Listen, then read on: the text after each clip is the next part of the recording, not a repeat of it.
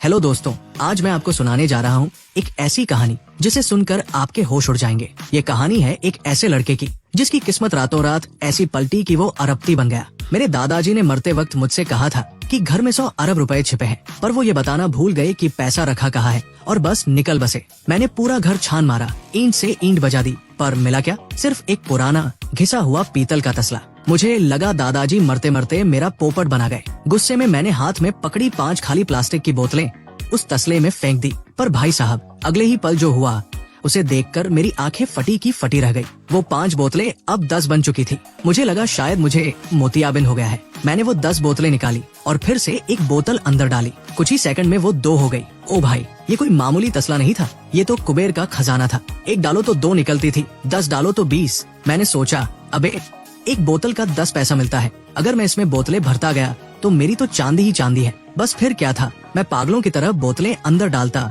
और बोरियों में भरता गया। 1 घंटे बाद मैं अपनी 3 पहिए वाली साइकिल पर क्विंटलों के हिसाब से बोतलें लाद कर कबाड़ी वाले के पास पहुंचा। कबाड़ी वाले चाचा बोले, ओ भाई, आज तो बड़ी तगड़ी कमाई करके लाया है। मैंने कहा, चाचा बातों में वक्त मत खराब करो, जल्दी से तौलो। 1 घंटा मशक्कत करने के बाद चाचा ने हिसाब लगाया, पूरे 5000 रुपए। मैं खुशी के मारे पागल हो गया और पैसे लेकर सीधे घर की तरफ पैडल मारने लगा। घर आकर मैं वो 5000 के नोट गिन ही रहा था कि अचानक मेरे दिमाग की बत्ती जली। मैंने खुद को एक गाली दी और सोचा, अबे ओ ढोंचू, जब ये तसला सब कुछ डबल कर देता है तो मैं बोतलें क्यों ढो रहा हूँ? सीधे पैसे क्यों नहीं डालता? मैंने तुरंत वो 5000 रुपए तसले में डाल दिए। कुछ ही सेकंड में जादू हुआ। 5000 के 10,000 हुए, 10 के 20, 20 के 40 और देखते ही देखते मेरे सामने 12,80,000 रुपए का पहाड़ खड़ा हो गया। मेरी तो लॉटरी लग गई थी। मैंने सोचा, अब तो ये अंबानी, अडानी और बिल गेट्स सब मेरे पीछे लाइन लगाएंगे। अपुन अब बड़ा आदमी है। पर जैसे ही मैं सोफे पर टशन में बैठा, मेरा ध्यान एक नोट पर गया। वो देखते ही मेरे पसीने छूट गए।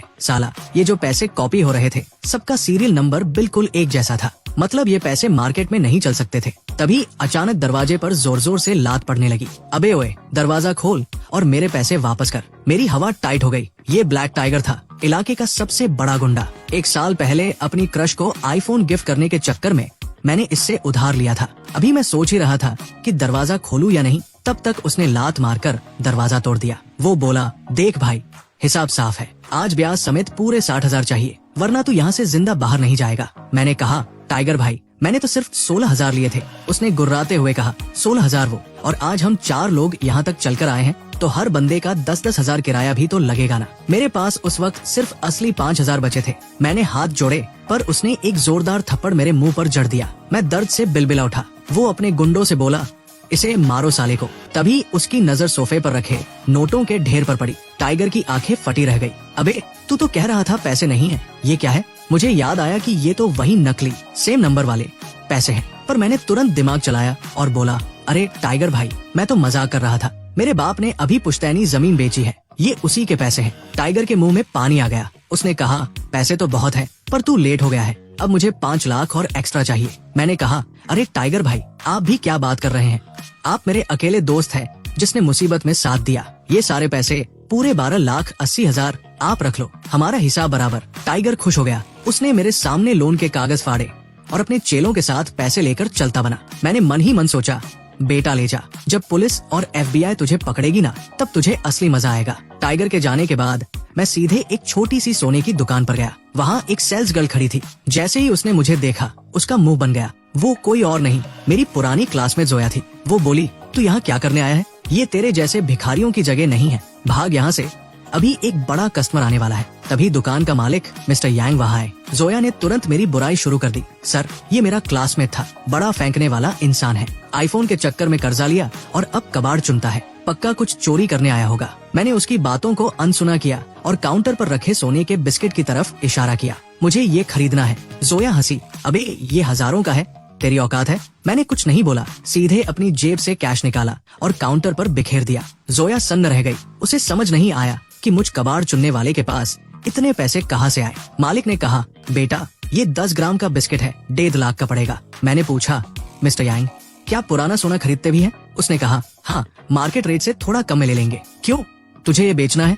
मैंने मुस्कुराते हुए कहा, नहीं मिस्टर यांग, ये छोटा मोटा टुकड़ा नहीं, मेरे पास 20 से 30 किलो शुद्ध सोना है। बस ये पूछना था कि आपकी दुकान में इतनी औकात है कि आप इतना सोना एक बार में खरीद सके। जोया फिर चिल्लाई, अबे पागल हो गया है क्या? तुझे पता भी है उतने सोने की कीमत कितनी होती है? मालिक ने उसे डांटा। चुप रह जोया, ग्राहक से ऐसे बात नहीं करते। अब असली खेल शुरू होने वाला था, क्योंकि मेरे पास वो जादुई तसला था और अब मेरा अगला टारगेट सोना था। भाई साहब, कल तक जो जोया चहक रही थी, मालिक की डांट सुनते ही उसकी सिट्टी पिट्टी गुम हो गई। मालिक ने उसे सबकी महफिल में ऐसा धोया कि मुझे मजा आ गया। वो चिल्लाकर बोले, ट्रेनिंग में क्या यही सीखा था? तू यहाँ बस एक इंटर है, तेरी 2 महीने की पगार इस एक सोने के बिस्किट के बराबर भी नहीं है। जोया फिर भी अपनी हरकतों से बाज नहीं आई। बोली, सर ये लियो मेरा पुराना क्लासमेट है, महाकंगाल है ये। अगर इसके पास सोना होता तो क्या ये आईफोन के लिए उधार मांगता फिरता? इसके माँ बाप ने तो घर बेचकर भी इसका कर्जा नहीं चुका पाया था। मालिक का पारा 7वें आसमान पर चढ़ गया। चुप कर, मैंने तुझे टाइगर के कहने पर काम दिया था, पर अगर तूने तमीज नहीं सीखी तो कल से दुकान पर पैर मत रखना। अभी के अभी हमारे कस्टमर से माफी मांग। जोया की हालत पतली हो गई। उसने दबी आवाज में सॉरी बोला। मैंने भी टशन में कह दिया, कोई बात नहीं, मैं छोटे लोगों की बातों का बुरा नहीं मानता। मालिक मुझे अंदर ले गए और चाय पिलाते हुए बोले, भाई सच में तुम्हारे पास माल है या बस मजाक कर रहे हो? मैंने सीधे शब्दों में कहा, मिस्टर यांग, मजाक की उम्र निकल गई, बस ये बताओ कि आप कितना खरीद सकते हो? उन्होंने भाव लगाया, 14,000 रुपए प्रति ग्राम। मैंने मना कर दिया, फिर 14,500 और आखिर में 14,600 पर बात पक्की हुई। बाहर निकलते वक्त मालिक ने जोया से कहा, इसका डायमंड मेंबरशिप कार्ड बना दो। जोया चौंक गई। सर, ये कार्ड तो 1 करोड़ की शॉपिंग पर मिलता है। मालिक ने मुस्कुराते हुए कहा, कल हमारी बहुत बड़ी डील होने वाली है, ये कार्ड मेरी तरफ से एक तोहफा है। उन्होंने ये भी बताया कि इस कार्ड से मैं शहर के बड़े बड़े ज्वेलरी एसोसिएशन की मीटिंग्स में जा सकता हूँ। जोया फिर भी बड़बड़ा रही थी, सर ये पक्का आपको चूना लगा रहा है, ये सिर्फ कार हथियाने का नाटक है। मैंने हंसते हुए कहा, तुझे बड़ा यकीन है ना कि मैं सोना नहीं ला पाऊंगा? तो चल एक शर्त लगाते हैं, अगर कल मैं सोना ले आया तो तू घुटनों पर बैठकर वीडियो बनवाते हुए मुझे ये कार्ड देगी। मालिक ने भी गवाही दे दी। ठीक है, अगर सोना असली हुआ तो जोया घुटनों पर ही कार्ड देगी। घर पहुंचकर मैंने उस सोने के बिस्किट को अपने जादुई तसले में डाला और फिर क्या, 1 के 2, 2 के 4। भाई साहब, नोटों का सीरियल नंबर तो सेम था, पर सोने का कोई सीरियल नंबर नहीं होता। असली खरा सोना। इधर जोया ने रात भर चैन नहीं लिया। उसने कॉलेज के व्हाट्सएप ग्रुप पर मेरी धज्जियां उड़ा दी। उसने सबको बताया कि मैं दुकान पर आकर बड़ी बड़ी फेंक रहा हूँ और उसे परेशान कर रहा हूँ। अगले दिन जब मैं दुकान पहुँचा तो वहाँ पहले से ही कुछ पुराने दोस्त जमा थे जो मेरा मजाक उड़ाने आए थे। अरे देखो, 25 किलो सोने वाला नवाब आ गया। भाई, आईफोन की किस्तें भर दी क्या? जोया ने उन्हें और भड़काया। देख लो, कल ये गधा यही खड़ा होकर बड़ी बड़ी बातें कर रहा था। तभी दुकान के मालिक मिस्टर यांग और शहर के सबसे बड़े जौहरी होंग वहाँ आए। मैंने अपना सूटकेस सीधे काउंटर पर रखा। जोया और उसके दोस्त हंस रहे थे। तभी मैंने एक छोटा सा ड्रामा किया। अरे, मैं तो पासवर्ड ही भूल गया। जोया खिलखिला उठी। देखा सर, ये पक्का फ्रॉड है, अब पासवर्ड का बहाना बना रहा है। होंग भी थोड़े नाराज हुए। बेटा, अगर मजाक कर रहे हो तो अभी चले जाओ, वरना मिस्टर यांग का गुस्सा बुरा होता है। मैंने कहा, अरे रुकिए, याद आ गया। मैंने खटाखट पासवर्ड डाला और जैसे ही सूटकेस खुला, सबकी आंखें चौंधिया गई। अंदर सोने की चमक ऐसी थी कि सबकी बोलती बंद हो गई। होंग ने सोना चेक किया और बोले, यांग, माल एकदम खरा है, 24 कैरेट शुद्ध सोना, बिना किसी शक के डील पक्की करो। अब जोया के चेहरे का रंग उड़ चुका था। जब पैसे का हिसाब हुआ तो मेरे खाते में 1 करोड़ 10 लाख रुपए आने वाले थे। मैंने मुस्कुराते हुए मिस्टर यांग से कहा, मिस्टर यांग, वो मेरा डायमंड कार्ड, और हाँ, शर्त याद है ना? मिस्टर यांग ने जोया को घूर कर देखा। जोया, कल जो जुबान दी थी उसे पूरा कर, घुटनों पर बैठकर कर दे, वरना आज ही तेरी छुट्टी। जोया हकलाने लगी, पर सर, मैं टाइगर भाई की बंदी हूँ, ये मुझे नीचा नहीं दिखा सकता। मैंने कहा, तेरा टाइगर होगा अपनी जगह, पर यहाँ बात धंधे की और जुबान की है। या तो घुटने टेक या फिर अपनी नौकरी और इज्जत दोनों भूल जा। अब जोया फंसी हुई थी। उसे समझ आ गया था कि जिस भिखारी का वो मजाक उड़ा रही थी, वो अब उसका मालिक बनने की हैसियत रखता था। जोया का घमंड तो चूर चूर हो गया। भाई, उसे समझ आ गया था कि मिस्टर यांग की पावर के आगे उसकी एक नहीं चलेगी। आखिर में उसे घुटनों के बल बैठकर मुझे वो डायमंड कार्ड देना ही पड़ा। मैंने मुस्कुराते हुए कहा, जोया, ये सबक याद रखना, आइंदा किसी को उसकी शक्ल से मत आंकना। घर पहुँचते ही मैंने सबसे पहले अपनी मम्मी और पापा के बैंक अकाउंट में 20-20 लाख रुपए ट्रांसफर कर दिए। बस फिर क्या था, 5 मिनट में घर से फोन आ गया। पापा चिल्लाए, अबे ओए, ये क्या किया तूने? 20 लाख रुपए कहाँ से आए? फिर से किसी से उधार लिया क्या? मम्मी बोली, अजी सुनिए, बेटे को डांटिए मत। मैंने झूठ बोल दिया, अरे पापा, वो ब्लैक टाइगर पकड़ा गया है। कोर्ट ने आदेश दिया कि जो उसने लोगों से वसूला था वो सबको वापस किया जाए।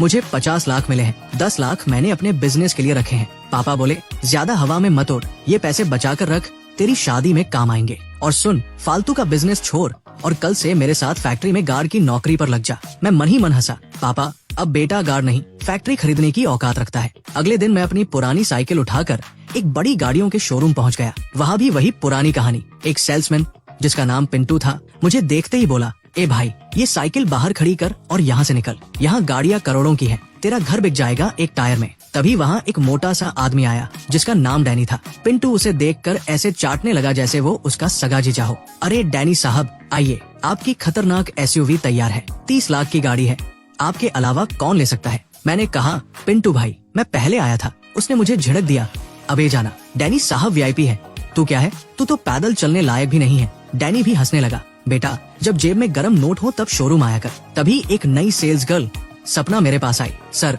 मैं आपकी मदद कर सकती हूँ। पिंटू हंसकर बोला, सपना, नई आई है तो अपना गला मत सुखा, ये भिखारी कुछ नहीं खरीदेगा। पर सपना ने हार नहीं मानी। मैंने उससे कहा, सपना, मुझे इस शोरूम की सबसे महंगी लग्जरी स्पोर्ट्स कार देखनी है, और हाँ, अगर मैंने वो खरीदी तो क्या मैं इस पिंटू के साथ जो चाहूँ वो कर सकता हूँ। सपना ने मुस्कुराकर कहा, सर, हमारे यहाँ सीसीटीवी और वॉइस रिकॉर्डिंग सब है, आप जो कहेंगे वही होगा। वो मुझे सुप्रीम वीआईपी सेक्शन में ले गई। पिंटू और डैनी पीछे पीछे आ गए। पिंटू बोला, अबे, इस गाड़ी का तो पेंट भी तेरी पूरी खानदान की जायदाद से महंगा है। मैंने सपना से कहा, ये लो मेरा फोन, पेमेंट करो, पासवर्ड है 383838। सबको लगा मैं मजाक कर रहा हूँ, पर तभी शोरूम में गूंज उठी, पेमेंट सक्सेसफुल। 1,55,00,000 रुपए प्राप्त हुए। सन्नाटा छा गया। पिंटू का मुंह ऐसा खुला जैसे मक्खी घुसने वाली हो। डैनी तो अपनी 30 लाख की गाड़ी भूलकर चुपचाप पतली गली से निकल लिया। पिंटू अब गिरगिट की तरह रंग बदलने लगा। अरे सर, मुझे माफ कर दीजिए, ये सपना तो जूनियर है, क्रेडिट मुझे दे दीजिए। मैंने उसे धक्का दिया और मैनेजर को बुलाया।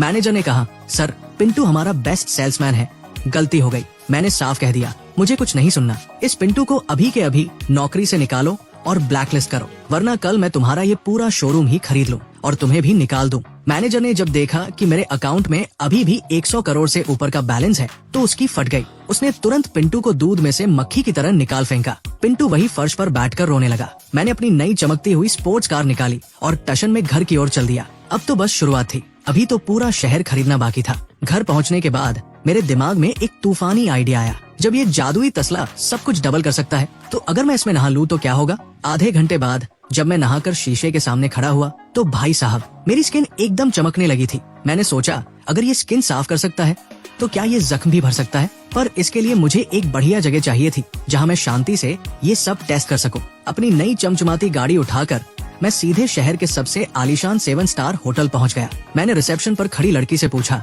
सुनो, तुम्हारे यहाँ के लग्जरी स्वीट का 1 साल का किराया कितना है। वो लड़की, जिसका नाम पिंकी था, मुझे ऊपर से नीचे तक देखकर मुंह बनाकर बोली, मजाक मत करो भाई साहब, आप जाकर किसी सस्ते होटल में कमरा ढूंढो, यहाँ 1 रात का किराया तुम्हारी हैसियत से बाहर है। मैंने चिल्लाकर कहा, तुझे हिंदी समझ नहीं आती क्या। मैंने पूछा, 1 साल का किराया कितना है, मुझे यही रहना है। हंगामा सुनकर मैनेजर गो बाहर आए। पिंकी चहकते हुए बोली, सर देखिए, ये बिना बुकिंग के आ गया है और कह रहा है कि इसे प्रेसिडेंट स्वीट चाहिए, वो भी 1 साल के लिए। इसकी शक्ल देखिए, ये तो कुली को टिप देने के लायक भी नहीं लग रहा। मैनेजर ने मुझसे पूछा, क्या आप वाकई 1 साल के लिए रुकना चाहते हैं। मैंने कहा, हाँ भाई, और सारा पेमेंट अभी कैश कर दूंगा। बताओ कितना हुआ।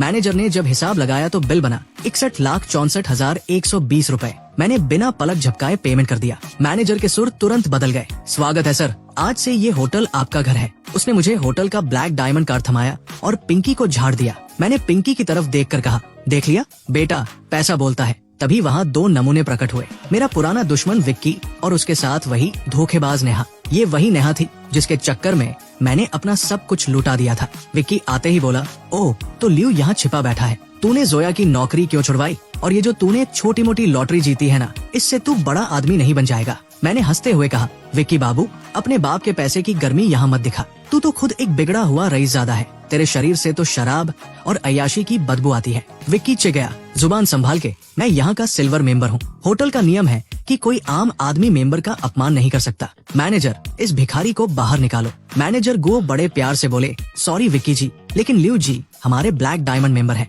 इनका लेवल आपसे बहुत ऊपर है तो मैं इन्हें बाहर नहीं निकाल सकता। विक्की की सिटी-पिटी गुम हो गई। उसने फिर पासा फेंका, मेरे पापा भी ब्लैक डायमंड मेंबर हैं, अब तो निकालोगे। मैनेजर ने साफ कह दिया, आपके पापा मेंबर हैं, आप नहीं। और लियो जी ने 1 साल का पैसा एडवांस दिया है, तो बेहतर होगा कि आप ही यहाँ से चले जाएं। विक्की और नेहा जल भुन कर राख हो गए। मैंने मैनेजर से पूछा, मैनेजर साहब, इस छोटू ने मुझसे बदतमीजी की है, होटल के कायदे से क्या सजा होनी चाहिए। मैनेजर ने तुरंत बाउंसरों को बुलाया और विक्की को धक्के मारकर बाहर करवा दिया। प्रेसिडेंट स्वीट के मखमली सोफे पर बैठकर मैंने जोया को मैसेज किया। उसने मुझे ब्लॉक कर रखा था, पर फिर उसने पलटकर गालियां देनी शुरू कर दी। वो उस वक्त गुंडे ब्लैक टाइगर के साथ बैठी मेरा ही रोना रो रही थी। टाइगर बोला, क्या उस भिखारी के पास 1 करोड़ रुपए आ गए? पक्का चोरी के होंगे। जोया ने उसे उकसाया, टाइगर भाई आप तो शेर हो, इस चूहे को सबक सिखाओ ना। अगर आपने उसे ठीक कर दिया तो आज आप जो कहोगे मैं वो करूंगी। टाइगर के मन में लालच और हवस दोनों जाग गए। अगली सुबह जब मैं सोकर उठा तो मेरे फोन पर टाइगर की 10 से 12 मिस कॉल थी।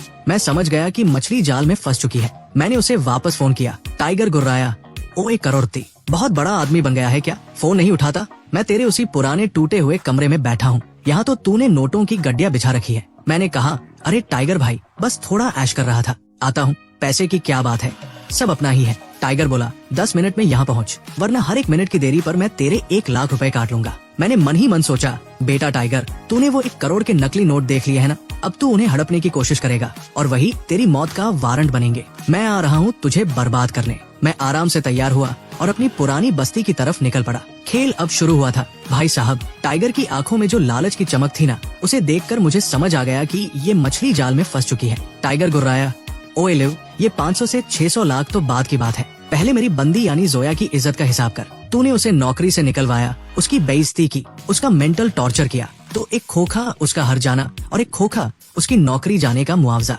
बोल, मंजूर है? मैंने एकदम डरने का नाटक किया। अरे टाइगर भाई, मुझे क्या पता था कि जोया भाभी आपकी जान है। मुझसे बड़ी भूल हो गई। ये लो, सारे पैसे आप ही रख लो, बस मुझे पुलिस कचहरी से बचा लो। जोया बीच में टपक पड़ी, सिर्फ पैसों से काम नहीं चलेगा। इस भिखारी को मेरे पैरों में गिरकर माफी मांगनी पड़ेगी, वरना टाइगर भाई इसकी हड्डियां तोड़ देंगे। भाई साहब, ये औरत तो टाइगर से भी ज्यादा जहरीली निकली। टाइगर सिर्फ पैसे का भूखा था, पर इसे तो मेरा खून चाहिए था। मैंने हाथ जोड़े, टाइगर भाई, जोया भाभी, देखो, मर्द की शान उसके घुटनों में नहीं होती। मैं आपको एक ऑफर देता हूँ। ये जो सूटकेस में 1 करोड़ रुपए रखे हैं ना, इसमें से मैं सिर्फ 10 लाख अपने गुजारे के लिए रखूंगा, बाकी के 90 लाख आप दोनों के। बस मुझे जाने दो और आज के बाद अपना चेहरा मत दिखाना। जोया की आंखें फटी की फटी रह गई। 90 लाख मतलब वो सब मेरा होगा? मैंने कहा, हाँ भाभी, बस मुझे छोड़ दो। टाइगर बोला, चल ठीक है, तू भी क्या याद रखेगा, पैसे दे और दफा हो जा। और सुन, आइंदा कभी पैसों की जरूरत पड़े तो भाई को याद करना, सबसे कम ब्याज पर दूंगा। मैंने मन ही मन हंसा, अबे ओ बिजनेस के उस्ताद, मेरे ही पैसे मुझे ही ब्याज पर देगा? वो दोनों सूटकेस उठाकर ऐसे भागे जैसे उन्हें गड़ा हुआ खजाना मिल गया हो। उनके जाते ही मैंने कमरे में बचे हुए थोड़े बहुत असली नोटों को आग लगा दी, ताकि कोई सबूत न रहे। पुराना कमरा, पुरानी जिंदगी, सब स्वाहा। अब बारी थी असली खेल की। मैंने तुरंत पुलिस को फोन किया और फिर सीधे न्यू टाउन थाने पहुंच गया। वहां टाइगर पहले से ही बंद था। पुलिस ने उसे रंगे हाथों पकड़ा था, पर चोरी के जुर्म में नहीं, बल्कि करोड़ों के नकली नोट रखने के जुर्म में। थानेदार शर्मा जी ने टाइगर को डंडा दिखाते हुए पूछा, कहाँ से आए ये नकली नोट? टाइगर चिल्लाया, साहब ये मेरे नहीं है, इस लिव ने मुझे दिए हैं। इसने सोना बेचकर 1 करोड़ कमाए थे, ये वही पैसे हैं। शर्मा जी ने मुझे बुलाया, लिव, ये टाइगर कह रहा है कि तुमने इसे नकली नोट दिए हैं। मैंने बड़े मासूमियत से कहा, साहब मैं तो सीधा साधा नागरिक हूँ। मैंने सोना जरूर बेचा था, पर वो पैसे तो मैंने खर्च कर दिए। मैंने 1.5 करोड़ की गाड़ी ली, 60 लाख होटल को दिए और पुराना कर्जा चुकाया। आप बैंक स्टेटमेंट चेक कर लो। पुलिस ने जांच की तो मेरा सारा हिसाब पक्का निकला।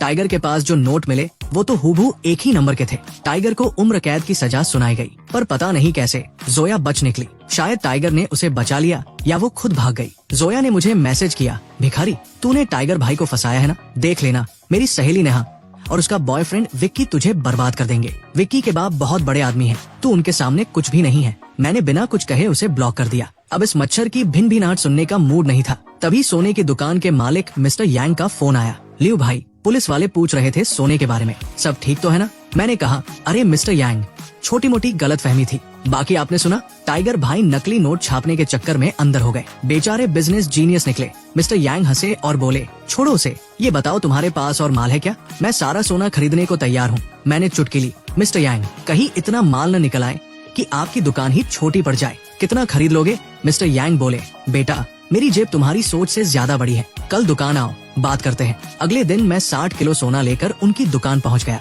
मिस्टर यांग की आंखें चमक उठी। उन्होंने मुझे अंदर ले जाकर चाय पिलाई और बोले, भाई मान गए, तुम्हारी रफ्तार तो बुलेट ट्रेन जैसी है। वैसे वो जोया वाली बात याद रखना, वो औरत खतरनाक है। अब टाइगर भी नहीं है तो वो और भी पागल हो सकती है। मैंने चाय की चुस्की ली और मुस्कुराकर बोला, चिंता मत कीजिए मिस्टर यांग, शेर को चूहों से डर नहीं लगता। अब तो बस ये देखना है कि विक्की बाबू और उनकी कंपनी मेरे इस सोने के ढेर के आगे कितनी देर टिक पाते हैं।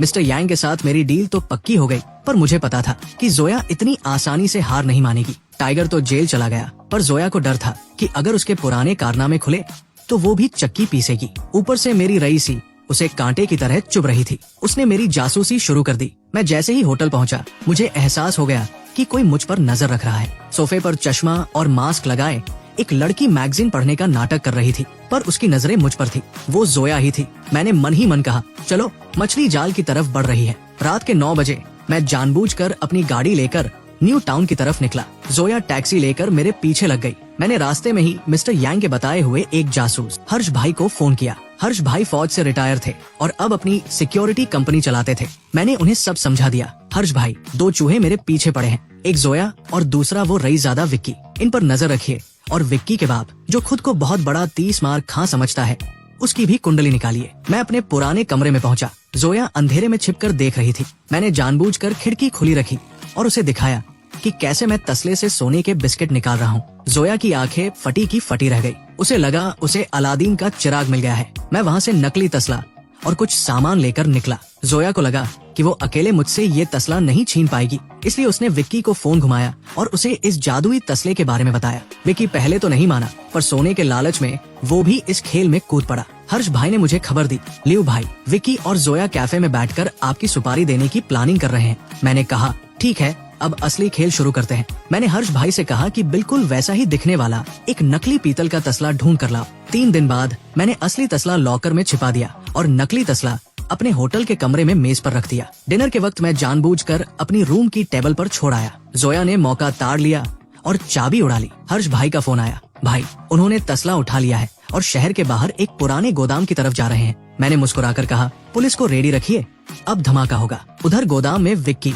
और जोया उस नकली तसले को घूर रहे थे। विक्की बोला, यही है वो जादुई चीज? जोया चहकी, हाँ विक्की, मैंने अपनी आंखों से देखा है, इसमें सोना डबल होता है। विक्की ने अपनी जेब से एक सोने की चेन निकाली और तसले में फेंकी। 5 सेकंड, 10 सेकंड, 1 मिनट बीत गया, पर कुछ नहीं हुआ। विक्की गुर्राया, जोया तू मेरा पोपट बना रही है, ये तो सादा पीतल का बर्तन है। जोया हकलाने लगी, नहीं विक्की, शायद कोई मंत्र होगा या कोई खास वक्त। विक्की का असली रंग बाहर आ गया। देख जोया, ये खजाना अब मेरा है और तू अब मेरे किसी काम की नहीं है। उसने अपने गुंडों को इशारा किया, इसे ठिकाने लगा दो। जोया चिल्लाई, विक्की तू मेरे साथ ऐसा नहीं कर सकता, मैंने तुझे खबर दी। मैंने लियो का पीछा किया, पर इससे पहले कि विक्की के गुंडे उसे हाथ लगाते, अचानक शटर टूटा और पुलिस की टीम अंदर घुस आई। हाथ ऊपर, तुम सब अरेस्ट हो। 3 दिन बाद मैं जेल में विक्की से मिलने गया। विक्की सलाखों के पीछे बेहाल था। मैंने हंसते हुए पूछा, क्यों विक्की बाबू, तसला कैसा लगा? सोना डबल हुआ या इज्जत आधी हो गई? विक्की चिल्लाया, लियो तूने मुझे फंसाया है,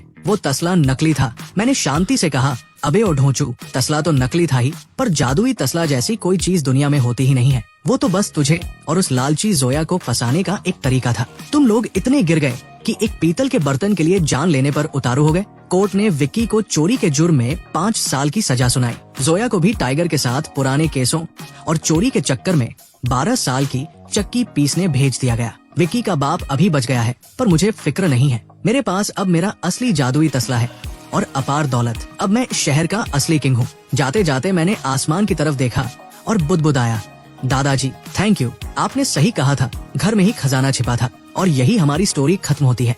अगर आपको हमारी वीडियोस अच्छी लगती है तो हमारे चैनल को सब्सक्राइब जरूर करें। फिर मिलेंगे अगली वीडियो में।